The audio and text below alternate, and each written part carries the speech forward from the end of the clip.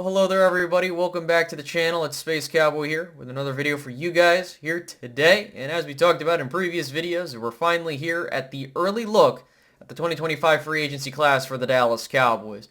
With initial looks, it doesn't look as bad as some other free agency classes where they're set to lose a ton of players that were key contributors.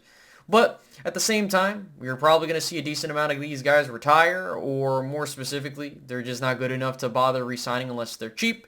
But this should be a pretty easy video nonetheless. But down in the comment section below, tell me what you guys feel about some of these players. Should they bring them back? Should they tender their contracts if they're restricted free agents? All that other stuff you can tell me down below. So looking at the list of unrestricted free agents and then restricted free agents for your offensive players, you have Brandon Cooks, Chuma Edoga, Ezekiel Elliott, Rico Dowdle, Trey Lance, Cooper Rush, Zach Martin. Then you have the restricted free agents in Brock Hoffman and Kevontae Turpin. Now with restricted free agents, the Dallas Cowboys have control over the players.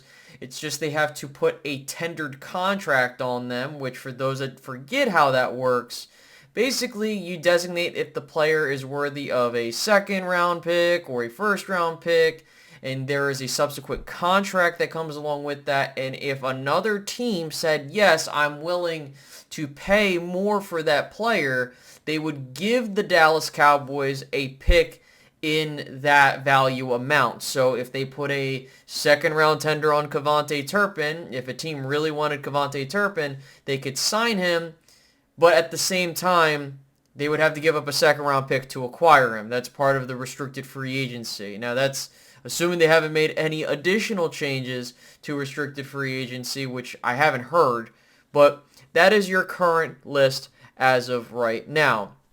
Now looking at the list at where it's at right now, again, they've not made any other moves and will probably not make any other moves this year to re-sign anybody. Not really a whole lot of guys to bring back. Now again, I'm not talking about restricted free agents because, look, I would love Brock Hoffman to come back. Kevontae Turpin as well. I think that's easy yeses on that.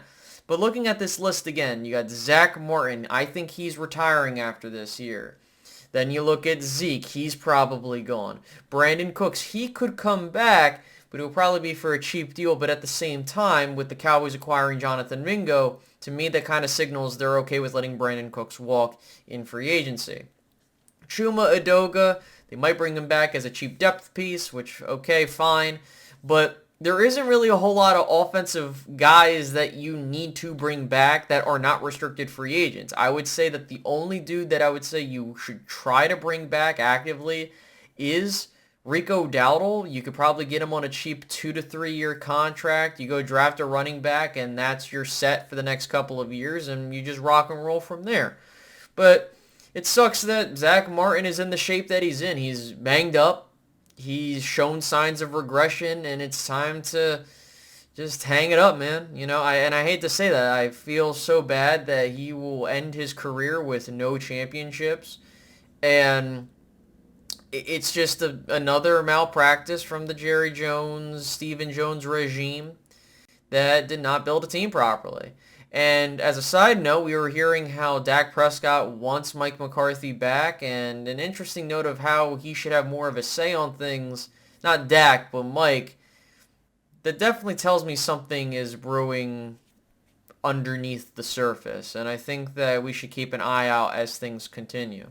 But the last thing I had for the offense and the free agents that are there, of course, you have two of your backup quarterbacks set to hit the free agent market.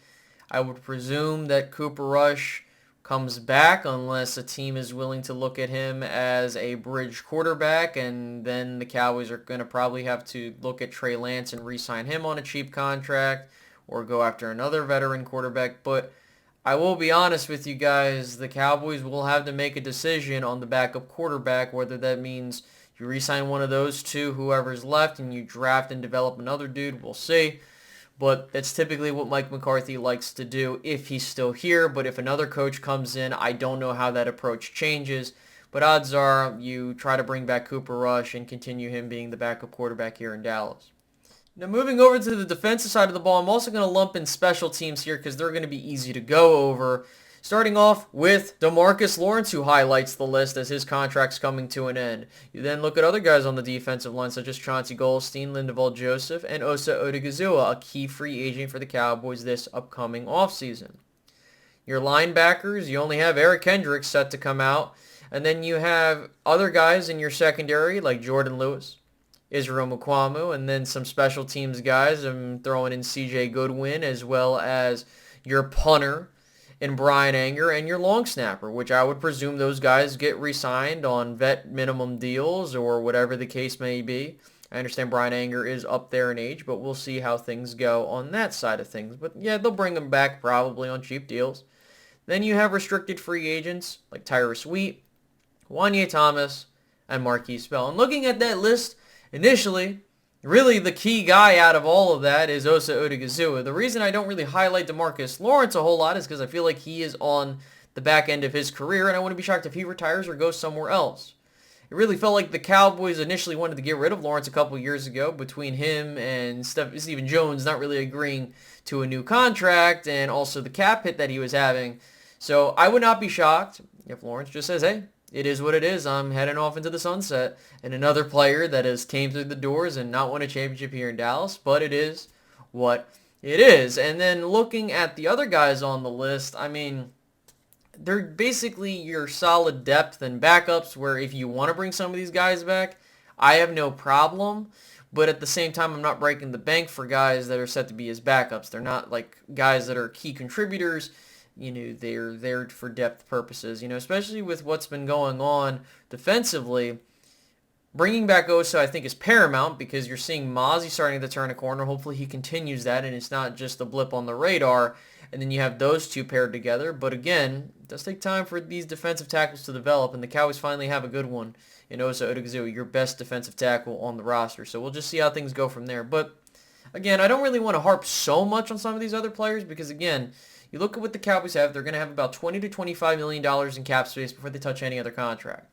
So really, most of that money is probably going to be gone to Osa and Rico Dowdle and maybe one of the backup quarterbacks and a couple other dudes. But that doesn't, you know, for 2025 move the needle whatsoever. The Cowboys are going to need to spend some money, but you're going to have a ton of other guys leaving this team and guys that will stay here as restricted free agents who have been solid contributors for you. And you just got to build off of that. But looking at this list, I don't think it's terrible for the Cowboys. Again, you really only have to sign two dudes. And if you want to bring back Eric Kendricks, for example, that's fine. It kind of falls into the list of these are veterans that you can bring back, but I'm not going to lose sleep if you lose them. But at the end of the day, the Cowboys have to spend money. There's no ifs, ands, or buts about it. They can act like the money's going to certain players, so they had to be cheap. Bullshit.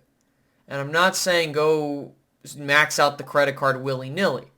What I am saying is you need to go out there and you need to recognize, okay, we need to improve our run game.